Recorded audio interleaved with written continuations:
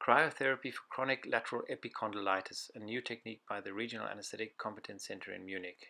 Lateral epicondylitis is a relatively common condition which responds well to conservative management in most cases. Non-responders need to have alternative diagnoses excluded, and in severe persistent cases, surgery can be contemplated. I wish to introduce a new treatment option that may have its place before surgery is contemplated, as it has a lower risk profile and potential benefits equivalent to surgery.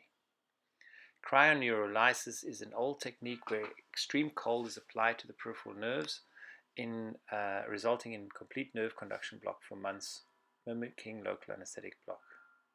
The nerves are found using high-resolution ultrasound.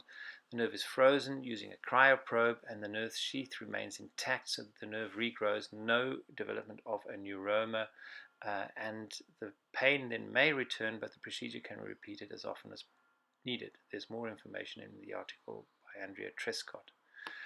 This is a diagrammatic version of cryoneurolysis where the ice ball is applied to a peripheral nerve, resulting in Wallerian degeneration and the interruption of pain transmission by the peripheral nerve. Nerve supply to the lateral epicondyle is based usually from the radial nerve, as described in an article by Norbach. The suspected nerve is first found using ultrasound and anesthetized with local anesthetic. If the desired reduction in pain is achieved without significant loss of motor or sensory nerve function, then a cryoneurolysis can be contemplated at this nerve.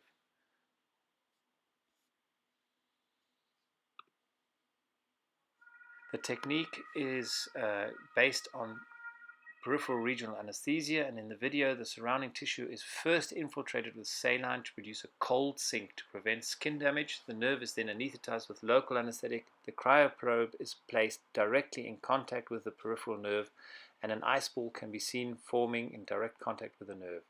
The risk profile for this procedure is modest, and it may provide a good alternative option to surgery. The video shows the saline being injected above the nerve subcutaneously to protect the skin from the extreme cold temperatures, which in some cases may cause alopecia and depigmentation. Now the nerve is being anesthetized with local anesthetic, and as soon as that is complete, the cryoprobe is placed directly underneath the nerve. See the needle being passed through the fascia below the nerve, and then it's being levered up to lie directly under the nerve after the needle has passed the nerve itself. Now the cryoprobe is activated, and the ice ball can be seen forming in direct contact with the nerve. This is a posterior cutaneous branch of the radial nerve running pretty much directly posterior and subcutaneously.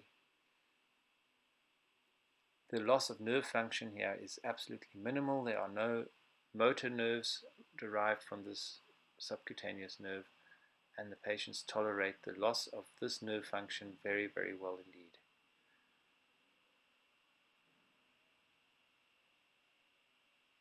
I would be happy to take any questions. You can contact me per email. My email address is at the end of this short film, and I hope you enjoyed it and you could possibly even like it. Thanks very much for your attention.